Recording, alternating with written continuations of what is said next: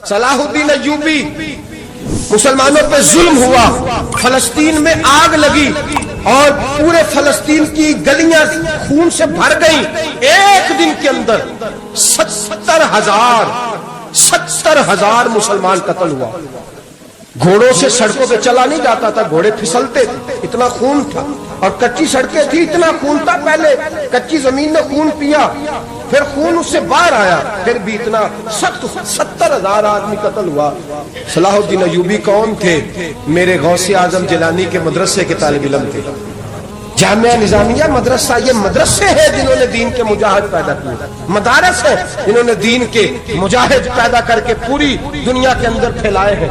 مدارس کے اندر دہشت گردی آئی، میں اختلاف نہیں کرتا، لیکن ابھی بھی مدرسے ہیں جن مدرسوں سے رسول اللہ کے دین کا سچا درس دیا جاتا ہے، امن پیار اور محبت کی فضا کو عام کیا جاتا ہے وہ مدارس، اور انشاءاللہ قیامت کی صبح تک وہ مدرسے قائم رہیں گے۔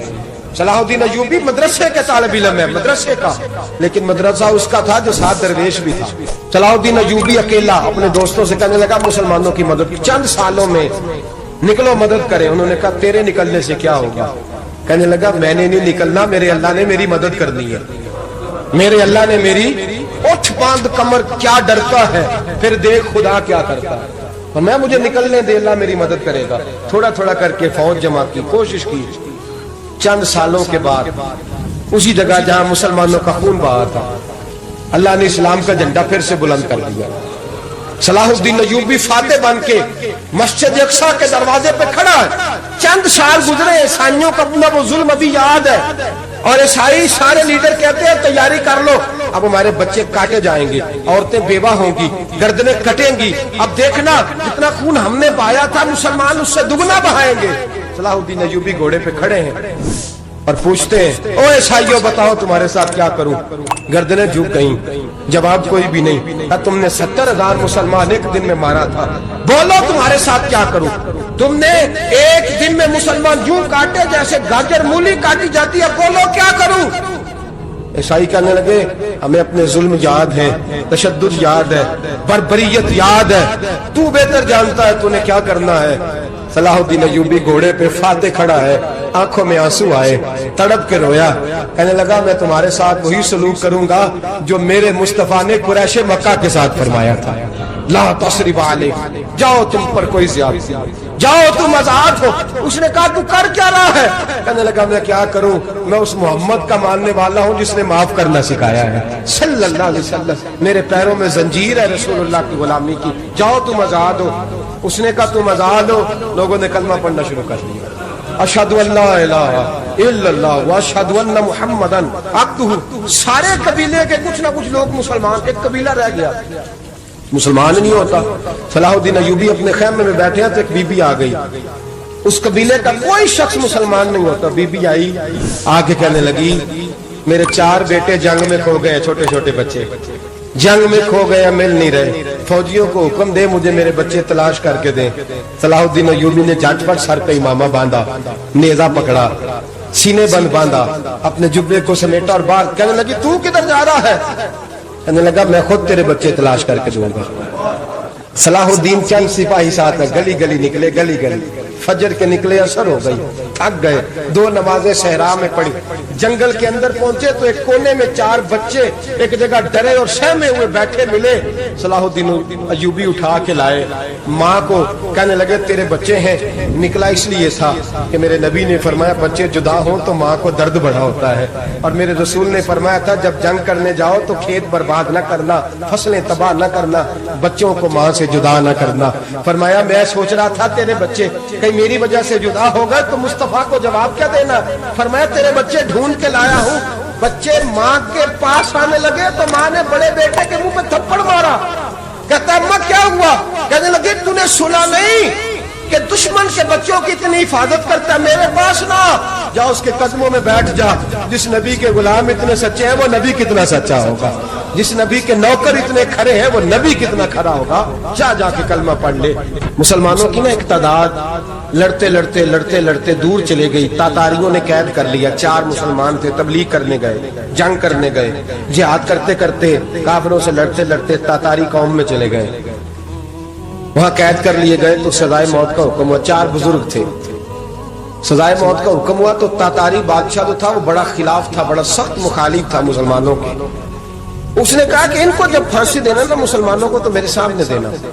اب 4 عالم ہیں، 4 صوفی ہیں، سفید داڑیاں، سر پہ امامے. پھانسی کا وقت آیا تو جو پھانسی گھاٹ ہے وہ ایک ہے، چاروں کو کٹھے پھانسی نہیں ہو سکتی. ایک کو کہا کہ ایک ایک کر کے ان کو پھانسی دو.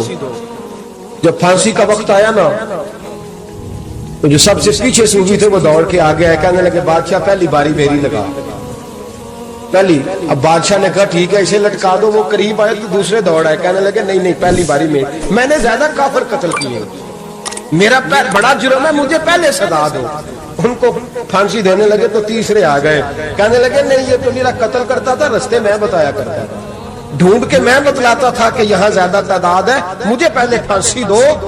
تیسرے کے ساتھ بات ہو رہی تھی تو چوتھا دوڑا آیا، کہنے لگا یہ رستے بتاتا تھا، یہ تبلیغ کرتا تھا، یہ سارا کچھ کرتا تھا، لیکن کہا یہ کہتے تھے چلو واپس چلتے ہیں، میں جانے نہیں دیتا تھا، میں کہتا تھا اور کافر مارنے اور علاقے فتح کرنے، میرا جرم بڑا ہے، مجھے پہلے پھانسی دو. بادشاہ کہنے لگا مجھے 35 سال ہو گئے حکومت کرتے، بڑی دنیا کو پھانسی دی ہے، لوگ تو ایک دوسرے کو دھکے دیتے ہیں کہ پہلے تو جا پہلے تو جا، اور تم کیسی قوم ہو کہ ایک دوسرے پہ قربان ہو رہے ہو. کہنے لگا تم ایک باپ کی اولاد ہو. جاگ رہے آپ لوگ؟ تاتاری بادشاہ کافر بادشاہ اسلام کی مخالفت کرتے ہیں. ایک باپ کی اولاد ہو کا نہیں، ایک قبیلے کے رہنے والے ہو کا نہیں، ایک ملک کے رہنے والے ہو نہیں. اس نے کہا رشتہ کیا ہے تمہارا، رشتہ کیا ہے؟ بول کے کہنے لگے خدا ایک ہے، نبی ایک ہے. خدا ایک ہے اور نبی منفرد ایک ہے. اس قوم کی نقصان بھی ایک ہی سب کا نبی، اللہ بھی، قرآن بھی ایک. کیا ہی اچھا تھا ہوتے اگر مسلمان بھی ایک، یوں تو سید بھی ہو، مرزا بھی ہو، افغان بھی ہو، تم سبھی کچھ ہو، بتاؤ کہ مسلمان بھی ہو. فرمایا ہمارا اللہ ایک ہے، نبی ایک ہے. تو کہا پھر ایک دوسرے پہ جان کیوں دیتے ہو؟ فرمایا ہمارے نبی نے ہمیں بھائی بھائی بنا دیا ہے. بھائی کا دل نہیں کرتا اس کی آنکھوں کے سامنے بھائی چلا جائے، ہمارا دل نہیں کرتا پہلے مجھے دے پہلے مجھے دے. بادشاہ کہنے لگا تمہارا جذبہ مجھے متاثر کر گیا، جاؤ میں تم چاروں کو آزاد کرتا ہوں، تمہیں آزاد کرتا ہوں. میرے دوستو یہ رنگ تھا، دیکھیں نا، یہ اس دھرتی نے نظام دیکھا ہے نا، اس فلک نے پہلی بار دیکھا، اس زمین نے پہلی بار. اور میرے حضرت صاحب فرمایا کرتے تھے زمین تڑپ کے روئی، اس نے پہلی دفعہ دیکھا. احد کا میدان ہے، 3 صحابہ تپتی ہوئی زمین پہ زخموں سے چور چور پڑے ہیں. حضرت انس بن نضر رضی اللہ تعالیٰ عنہ پانی کا پیالہ لے کے پہنچے. ایک زخمی سے کہا تجھے پانی پلانا ہے، تو کہنے لگا میرے زخم تھوڑے ہیں، وہ جو ساتھ پڑا اس کے زخم گہرے ہیں، پہلے اسے پانی پلا دے، جا اسے دے دے. اس کے پاس پہنچے تو وہ کہنے لگا وہ مجھ سے پہلے گرا تھا، اس کا زخم زیادہ گہرا ہے، اسے پانی پلا. تیسرے کے پاس گئے تو کہنے لگا چوتھا تڑپ زیادہ رہا ہے، اس کی عمر زیادہ ہے، میں تو جوان ہوں برداشت کر لوں، بڑھاپے کی وجہ سے نڈھال ہو گیا ہے، پہلے اسے پانی پلا. چوتھا کہنے لگا 5ویں کے پاس جا، 5واں کہنے لگا 6 کے پاس جا. حضرت انس بن نضر کہتے میں رو پڑا، میں نے کہا محمد کے غلاموں، رسول نے تمہیں کیسا جذبہ دے دیا ہے، زبانیں پیاس سے باہر ہے لیکن تمہاری اخوت مرتے دم تک قائم ہے.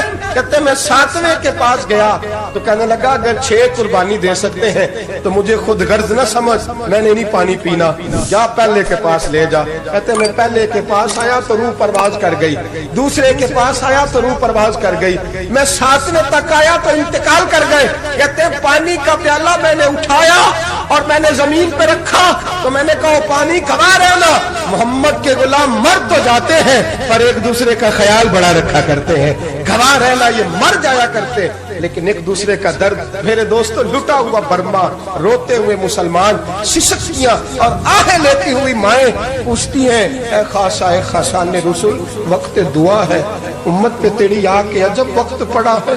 وہ دین جو بڑی شان سے نکلا تھا وطن سے، پردیس میں وہ دین آج غریب الغربا ہے. فریاد ہے اے کشتی امت کے نگہباں، بیڑا یہ تباہی کے قریب آن لگا ہے. اور کیا خوبصورت جملے کہے تھے کہ نبی پاک صلی اللہ علیہ وسلم نے، حضور نے فرمایا تھا میرا مومن ایک جان کی طرح ہوتا ہے، ایک جان کی طرح ہوتا ہے، ایک کو تکلیف ہو جسم کے ایک حصے کو سارا حصہ پریشان ہوتا ہے۔ فرمایا یہ ایک مکان کی طرح ہے، ایک اینٹ دوسری اینٹ کو مضبوط کرتی ہے۔ فرمایا یہ مضبوط لوگ ہیں، یہ مضبوط لوگ۔ حضرت عمر فاروق کا زمانہ ہے، ایک آدمی نے سیری بھیج دی ایک گھر میں بطور تحفہ، قحط کا زمانہ تھا، گوشت ملتا نہیں تھا، جانور۔ ایک آدمی نے سیری بھیج دی ایک آدمی کے گھر میں۔ اس نے کیا کیا؟ اس نے اپنی بیوی سے کہا ہماری تو خیر ہے، ساتھ والا پڑوسی زیادہ غریب ہے، ادھر نہ بھیج دے، یہاں گندم امیر شہر کی ہوتی رہی خراب، اور بچی کسی فقیر کی فاقوں سے مر گئی۔ کہا ساتھ والے پڑوسی کے گھر سے میں کئی دنوں سے بھوک کی آوازیں، وہاں بھیج دے۔ اس کے گھر گئی تو اس کی بیوی شوہر کو مشورہ دیتی ہے، کہتی ہے میرے بچے تو دلیر ہے، ساتھ والے کے چھوٹے ہیں، وہ گزارا نہیں، ادھر نہ بھیج دے۔ ادھر گئی۔ ایک روایت ہے 7 گھر، ایک روایت ہے 21 گھر۔ 21 گھروں میں گھومتی ہوئی وہ شریف پھر پہلے کے گھر میں آ گئی، اور پہلا صحابی کہنے لگا صرف تو نے ہی محمد کا کلمہ نہیں پڑھا، باقی 20 نے بھی پڑھا ہوا ہے، صرف تو نے ہی رسول اللہ سے یہ درس نہیں لیا، باقیوں نے بھی لیا ہے، اور صرف تیرے اندر ہی جذبہ اظہار نہیں، تو ہی صرف مسلمانوں سے پیار نہیں کرتی، سارے ہی پیار کرتے ہیں۔ وہ شریف پھر آ گئی ہے، اب کیا کرنا ہے؟ اب کیا کرنا ہے؟ تو امام نبوی نے لکھا ہے، وہ کہنے لگی کرنا کیا ہے؟ پکاؤں گی میں اور کھائیں گے 21 گھر، پھر بھی اکیلے نہیں کھائیں گے، پکاؤں گی میں اور کھائیں گے 21 گھروں کے مطابق شوربہ پکا، اور پھر برتن میں ڈال کے وہ بی بی ایک کے گھر کا دروازہ کھٹکھٹاتی ہے، کہتی ہے مصطفیٰ کے غلاموں نکلو باہر اور کھاؤ، اس لیے کہ جس نبی نے مجھے پیار کا حکم دیا اسی نے تمہیں بھی پیار کرنا سکھایا ہے، یہ رنگ چشم فلک نے سکھایا ہے۔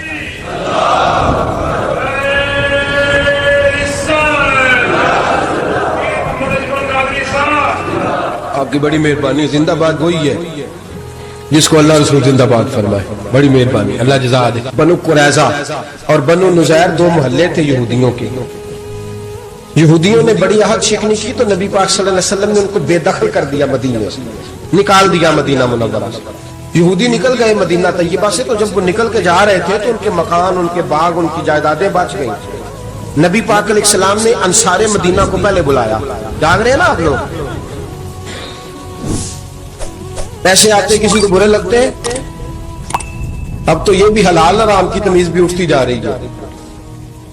جائیداد، باغ، مال، علاقہ خالی ہوا ہے، وہ چلے گئے اور لوگ تو ڈھونڈتے پھرتے ہیں۔ اللہ خیر فرمائے، شاملہ جگہ ملتی نہیں اب شہروں میں، وہ کس کس نے نام کرا لیا، کدھر گئی ہے کوئی خبر ہی نہیں، خالی جگہ پڑی ہے۔ میرے نبی پاک علیہ السلام نے پہلے انصار مدینہ کو بلایا، حضور نے فرمایا انصاریوں بہت بڑی جائیدادیں یہودیوں کی، بنو نزیر اور بنو قریظہ محلے خالی ہو گئے، میرا دل کرتا ہے وہ تمہیں دے دوں، اس لیے کہ تم نے اپنے مہاجر بھائیوں کے ساتھ بڑا تعاون کیا، جائیدادیں تم نے دے دی ہیں، مکانات دے دیے ہیں، بڑا کچھ تم نے دیا ہے، میرا دل کرتا ہے وہ تمہارے نام کر دوں۔ تو انصار مدینہ کیا کہنے لگے یا رسول اللہ دے تو ہم نے دیا ہے، پر وہ بیچارے جھچکتے ہی رہتے ہیں، وہ جھچکتے ہی رہتے ہیں، کھول کے ہماری چیزیں استعمال نہیں کرتے۔ تو حضور ہم تو پہلے ہی انصار ہیں، ہمارے پاس بڑا کچھ ہے، آپ مہربانی فرمائیں وہ سارا کچھ مہاجروں کو دے دے، مہاجرین کو ہمیں نہیں چاہیے۔ اب چلے گئے بات کر کے، میرے حبیب پاک نے مہاجروں کو بلا لیا، فرمایا بنو نزیر اور بنو قریظہ قبیلے کی جائیدادیں آئی ہیں، تمہارے پاس بظاہر جو چیزیں ہیں بھی وہ بھی انصار مدینہ کی ہیں، تو میرا یہ خیال ہے کہ وہ سارا کچھ تمہیں دے دیا جائے۔ ابو بکر صدیق رضی اللہ تعالیٰ عنہ کہنے لگے یا رسول اللہ صلی اللہ علیہ وسلم ہمارے انصار بھائیوں نے ہمارے لیے دل تک کھول دیے ہیں، حضور انہوں نے ہر چیز بانٹ کے ہمارے سامنے رکھ دی ہے، ہم اتنے خرد غرض ہیں کہ سارا کچھ لپیٹ جائیں۔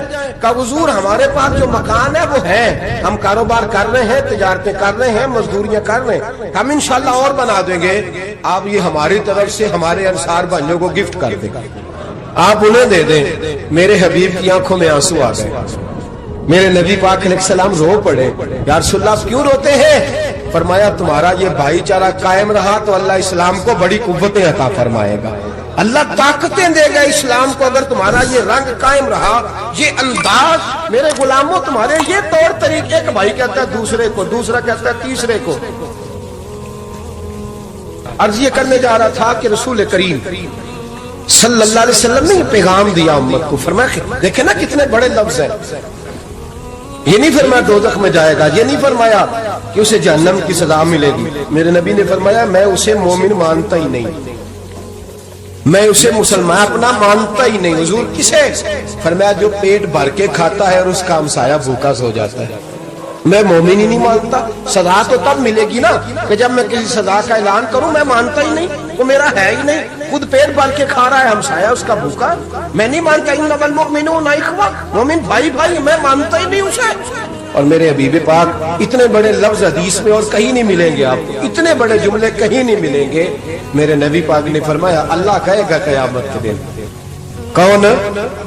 اتنے بڑے لفظ حدیثوں میں ملتے نہیں جتنے یہ ہیں.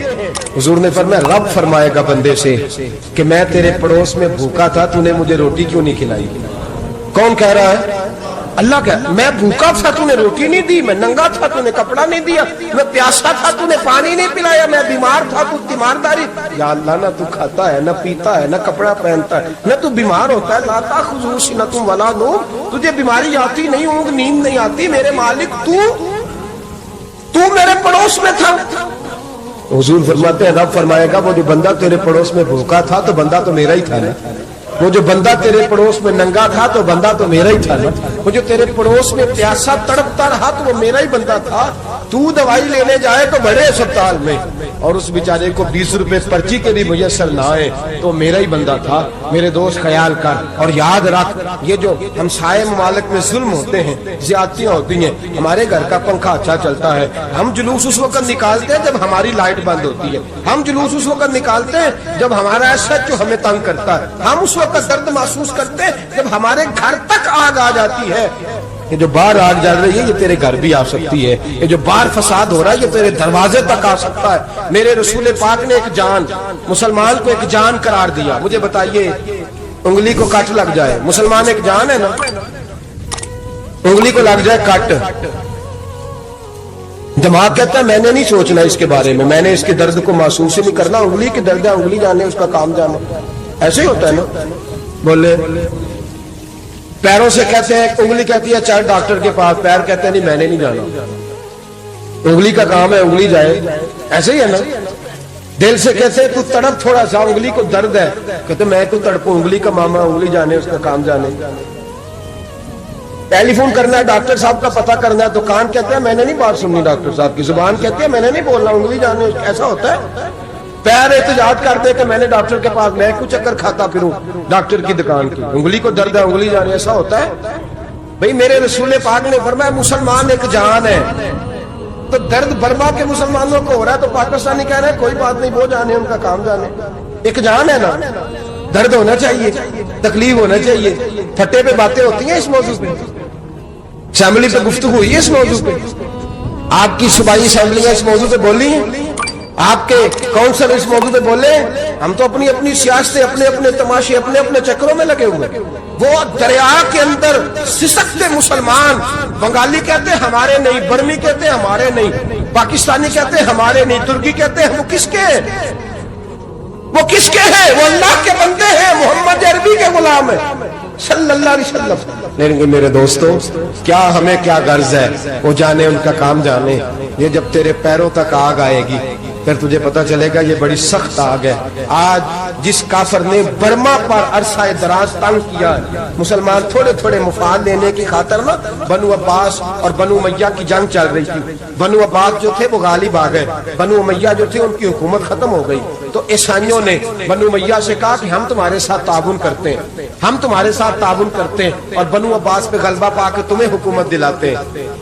بنو امیہ بڑی جدوجہد کر رہے تھے بادشاہی کے لیے، لیکن انہوں نے کہا کہ ہم لڑ رہے ہیں، کوشش کر رہے ہیں، لیکن ہمیں کسی کافر کی مدد کی ضرورت نہیں. ہم جتنا مرضی لڑیں لیکن کافروں کے ہاتھوں بنو عباس کو مروانے کو ہم تیار نہیں ہیں. ہمیں خبردار، تمہارا آپس کا معاملہ ہے، ہم خود نمٹ لیں گے، تمہیں اجازت نہیں دیتے تم اندر کودو اور کود کر کے تم فسادات پیدا کرو اور مسلمانوں کے اندر تقسیم کرو. میرے دوستو مسلمان کو سوچنا چاہیے، سوچ بڑی رکھنی چاہیے. گھر کی جنگ سے نکل آ، اب بہو ساس کے جھگڑے سے باہر آ جا، اب ملے کی سیاست چھوڑ کے باہر کا سوچ. اب اسلام کو تیری حاجت ہے، اب पूरी दुनिया जब मुसलमान को देखे ना, फेसबुक यूज होती है, उस पे नौजवान जब इस्लाम की बात करने लगेगा, उस पर जब बड़ा इस्लाम की बात करने लगेगा, पूरी दुनिया में पैगाम जाएगा कि मुसलमान अब जागने लगा है, मुस्लिम खाबीदा बेदार होने लगा है, अब इसकी आंखें खुलने लगी है, अब ये अपने मजहब की बात करता है, अब ये अपने मुल्क से, सूबे से, बरादरी से निकल कर बोलता है, अब ये कहता है कि बाजू तेरा तौहीद की कुव्वत से कभी है, इस्लाम तेरा देश है, तू मुस्तफी है। अब ये बड़ी सोच रखता है, अब ये आलमी बात करता है। मेरे दोस्तों, हमारा तो हाल ये है, इमाम आज़म अबू हनीफा का फतवा है, आप फरमाते हैं जो मौलवी आलमी हालात से बाखबर ना हो वो जुमे की तकरीर ना करे, वो मुसलमानों की रहनुमाई नहीं कर सकता। आलमी हालात से जो खबरदार ना हो, तो जिसको छुट्टी हो जाए, तूने खत्म नहीं पढ़ा, दौड़ जा मस्जिद से, तू खत्म नहीं पढ़ता, हमारे तुझे पता ही नहीं दुकान रहता है, भाग जा। वो आलमी हालात पे बात करेगा, क्योंकि बेचारे को तो पता है मेरी सवेरे छुट्टी हो जानी है। सियासत का लफ्ज़ छेड़ा नहीं तो मैं गया नहीं।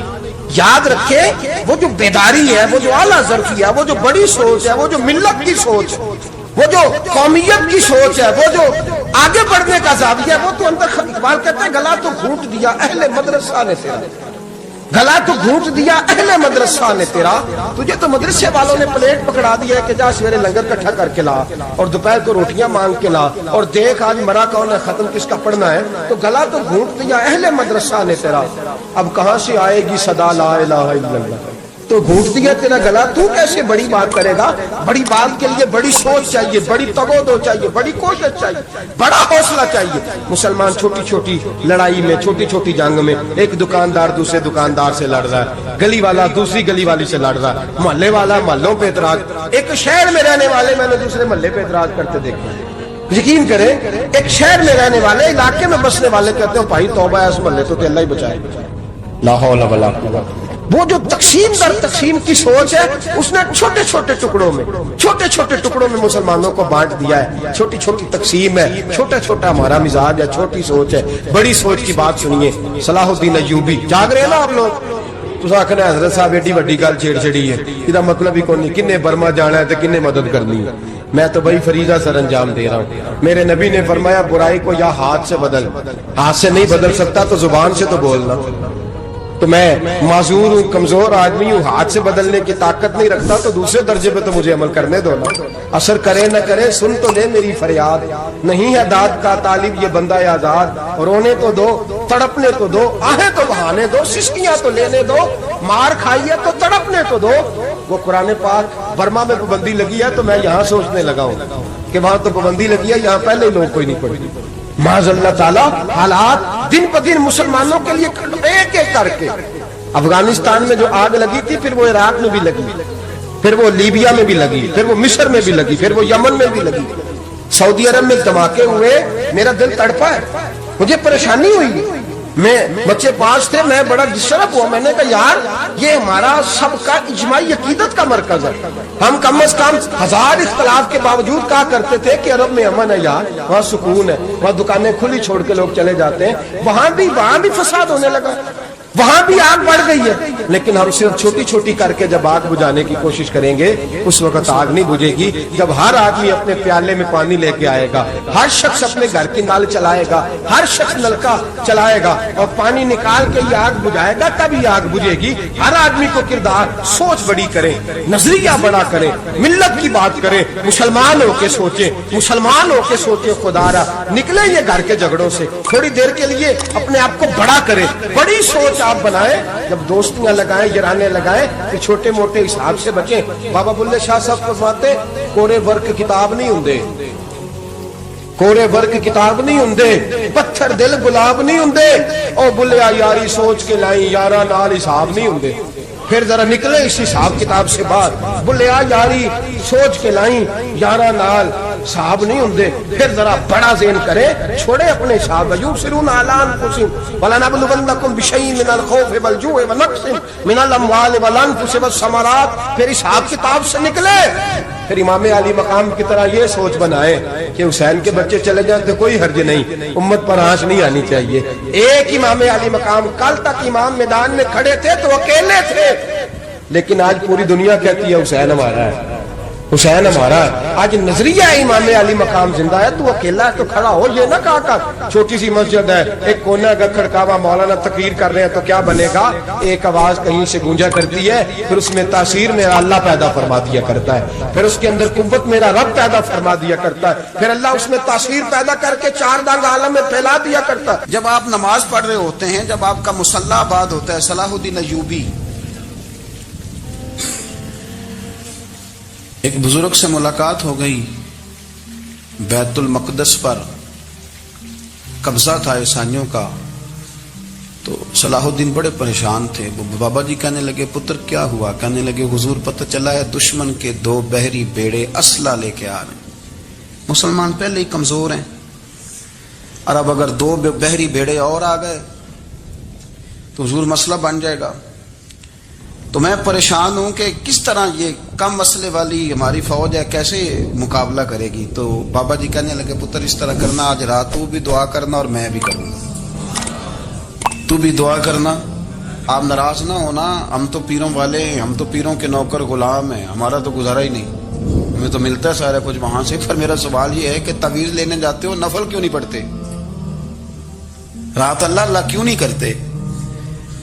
یہ بھی تو ہمارے بزرگوں کا ہی طریقہ ہے، انہوں نے تو ہمیں سکھایا ہے۔ صلاح الدین ایوبی سے بزرگوں نے کہا کہ رات آج نا اللہ اللہ کرنا، تو میں تیرے لیے دعا کروں گا، تو بھی دعا کرنا۔ تو بندہ جب دکھی ہوتا ہے تو سجدہ کرتا ہے، تو پھر ہی تو مصلی بھیگ جاتا ہے، پھر ہی تو مزہ آتا ہے۔ سکھی بندہ تو کعبے جا کے نہیں روتا، دکھی تھے، تکلیف تھی، تو سر رکھا سجدے میں تو تڑپ گئے۔ اور وہ بابا جی کہتے ہیں میں مسجد آیا تو صلاح الدین چیخے مار کے رو رہا تھا اور کہہ رہا تھا مالک میں کوئی اپنی شان کے لیے تو نہیں نہ لڑ رہا، اللہ کو میں کوئی قبضوں کے لیے تو نہیں لڑ رہا، مالک تیرے لیے لڑ رہا ہوں، مجھے بے آبرو نہ کرنا، میری مدد فرمانا۔ کہتے ہیں میں آیا تھا کہ مسجد میں دعا کروں گا، پر صلاح الدین ایوبی کو روتے دیکھا تو میں لوٹ گیا۔ تو سویرے صلاح الدین ملے تو بڑے خوش تھے، میں نے کہا پتر کیا ہوا؟ کہنے لگے حضور وہ بحری بیڑے 2 آ رہے تھے نا اسلحہ لے کے، دونوں ڈوب گئے پانی میں ڈوب گئے۔ تو بابا جی کہنے لگے صلاح الدین وہ پانی میں نہیں ڈوبے، وہ تیرے آنسوؤں میں ڈوب گئے، وہ غرق ہو گئے، وہ جو تو نے مصلی بات کیا تو وہ تیرے آنسوؤں میں ڈوب گئے، وہ غرق ہو گئے، وہ تباہ، اتنے قیمتی تھے تیرے آنسو کے بہا لے گئے دشمن کے بحری بیڑوں کو۔ میرے بھائی ٹھیک ہو گیا جی، میرے عزیز سمجھ لیں اس بات کو ہمیشہ کے لیے، اور اس پر غور کر لیں اچھے طریقے سے کہ میرے رسول کریم سید عالم صلی اللہ علیہ وسلم نے نا ہماری توجہ دلائی، حضور نے ہمیں بتلایا، ہمارا ذوق بڑھایا عبادت کی طرف۔ ایک صحابی تھے حضرت ابو فاطمہ رضی اللہ تعالیٰ عنہ، یہ ترمذی شریف کی حدیث ہے، نبی پاک علیہ السلام نے فرمایا ابو فاطمہ قیامت کے دن مجھ سے جلدی ملنا چاہتے ہو کہ دیر کے ساتھ؟ تو کہنے لگے حضور کون ہوگا جو دیر سے ملنا چاہے، ہم نے تو جان دے دی وعدہ دیدار پر۔ اعلیٰ حضرت فرماتے ہیں جان دے دی وعدہ اور نقد اپنا دام ہو ہی جائے گا۔ مجھے لگتا ہے کہ یہ سودا نقد و نقد ہو جانا ہے، چونکہ ہم نے جان دے دی وعدہ دیدار پر۔ آپ نے وعدہ کیا تھا کہ مریں گے تو پھر زیارت ہوگی، تو مر گئے ہم زیارت کی خاطر۔ جان دے دی وعدہ دیدار پر، تو نقد اپنا دام ہو ہی جائے گا۔ اے رضا ہر کام کا ایک وقت ہے، دل کو بھی آرام ہو ہی جائے گا۔ تو حضرت ابو فاطمہ رضی اللہ تعالیٰ عنہ سے نبی پاک صلی اللہ علیہ وسلم نے فرمایا جلدی ملنا چاہتے ہو کہ دیر سے؟ عرض کی حضور فٹافٹ ملنا ہے، میں نے قیامت کے دن آپ سے جلدی ملنا ہے۔ تو نبی پاک علیہ السلام نے فرمایا پھر اس طرح کرنا، دنیا میں رہ کے سجدے زیادہ کرنا، پھر سجدے زیادہ کرنا، قیامت میں ملاقات جلدی ہو جائے گی، قرب ملے گا تمہیں۔ اپنے بچوں کے اندر دیکھیں نا، ہم شوق پیدا کرتے ہیں، ہمیں صحیح لفظ نہیں بولنے آتے پر ہم بچوں میں شوق پیدا کرتے ہیں کہ پتر ڈاکٹر بن جائے گا تو بڑا نفع کرے گا، تو لوگوں کی خدمت کرے گا، ملک و ملت کی خدمت کرے گا، تیرے ابا کا نام روشن ہوگا، تیرے دادا کی تعریفیں ہوں گی۔ ہم یہ ذوق پیدا کرتے ہیں، ہم اپنے نوجوانوں کے اندر یہ فکر پیدا کرتے ہیں، انہیں ہم سمجھاتے ہیں کہ میاں جب تم پڑھو گے، محنت کرو گے تو فلاں آدمی کی طرح تمہارا نام ہوگا۔ یہ جتنا ذوق ہم بچوں کے اندر ان چیزوں کا پیدا کرتے، ہمیں حکم ہے کسی طرح ہم ذوق پیدا کریں کہ پتر نماز پڑھے گا تو اللہ راضی ہو جائے گا، تو سجدہ کرے گا۔ دیکھیں نا میرے رسول کریم علیہ السلام نے فرمایا 7 سال کے بچے کو مسجد لے کے جاؤ، یعنی اسے شوق دلاؤ، اس کے اندر یہ خاصیت پیدا کرو کہ اس کا دل کرے مسجد میں جانے، اس کے اندر یہ خصوصیات لاؤ کہ وہ ہمارے ہاں نا ہر چیز کو پروموٹ کیا جا رہا ہے، ہر چیز کو یعنی سر سنگیت سکھانے کے لیے اکیڈمیاں بن گئی ہیں، ہر شے پروموٹ ہو رہی ہے، عبادت کا جذبہ کم ہوتا جا رہا ہے، اللہ کا ذوق ہمارے اندر نہیں رہا۔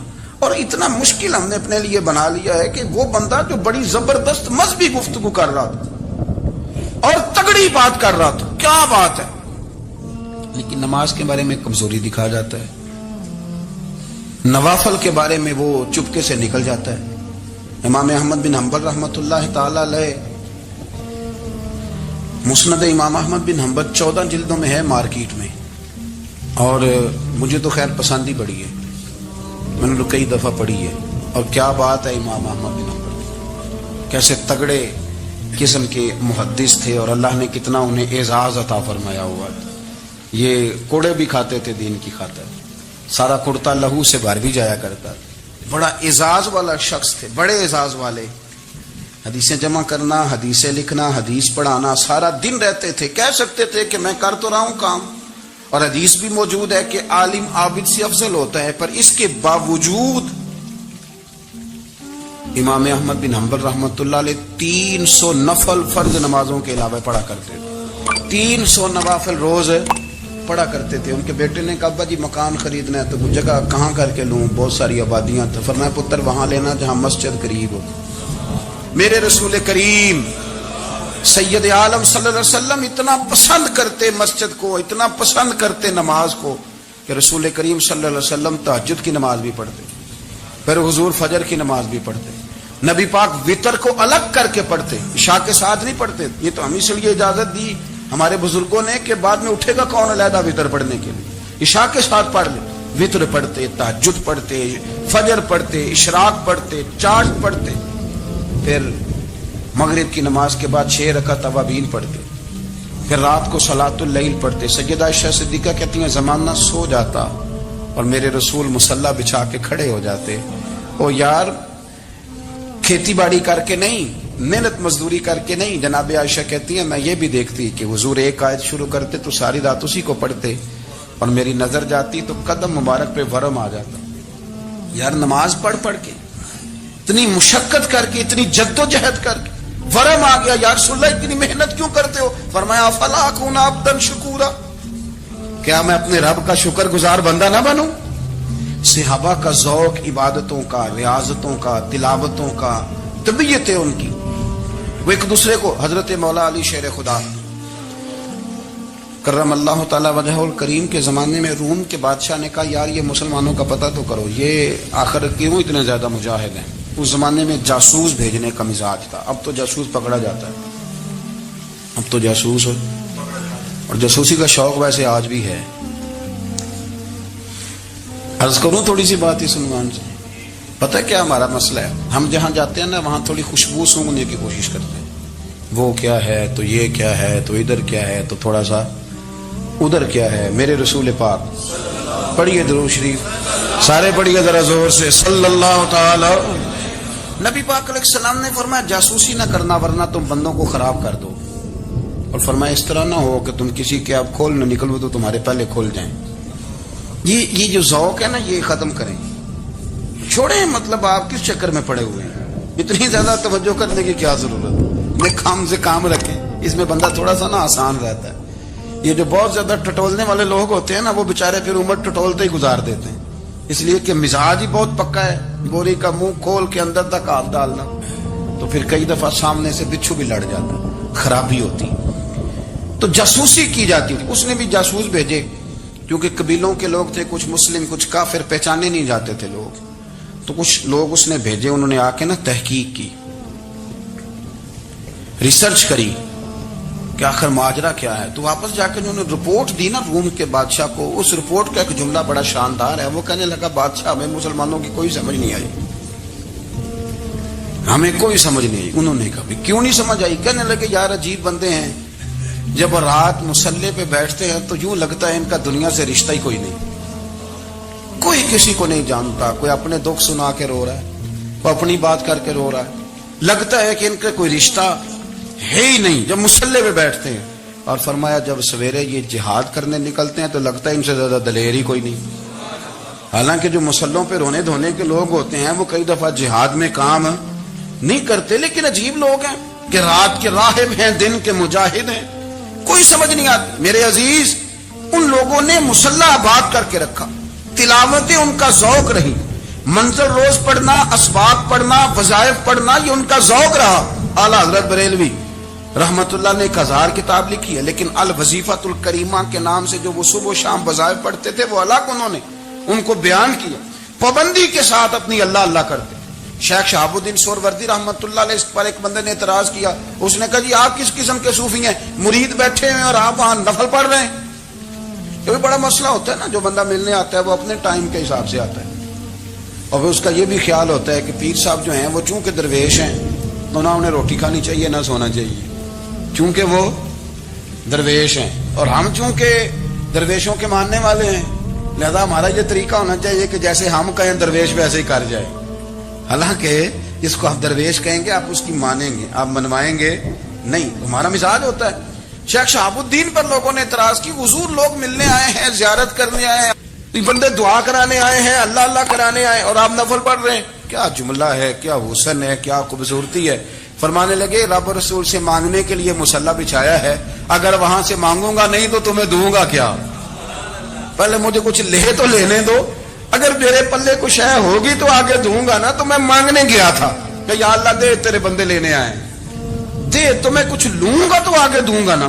لیکن ہمارا یہ سٹیٹس, یہ مزاج, یہ شعور نہیں ہے. گپیں, کہانیاں, داستانیں, گفتگو, خطابت, واز, کیا بات. لیکن اگر کچھ کرنے کا کام ہو تو وہ نہیں ہم سے ہوتا. میرے نبی کریم علیہ الصلوۃ والسلام نے مصلی سے دل لگانے کا درس دیا, حضور نے توجہ دلائی. صحابہ اس ذوق کے حامل لوگ تھے, وہ کوشش کرتے تھے. جناب صدیق اکبر رضی اللہ تعالیٰ عنہ کا عبادت کا مزاج ہمیشہ قائم رہا. حضرت عمر فاروق ساری رات اللہ کے حضور کھڑے رہے. حضرت عثمان غنی رضی اللہ تعالیٰ عنہ عشاء کی نماز پڑھ کے 2 رکعتوں کی نیت باندھتے تھے, 15 سپارے پہلی رکعت میں پڑھ دیتے.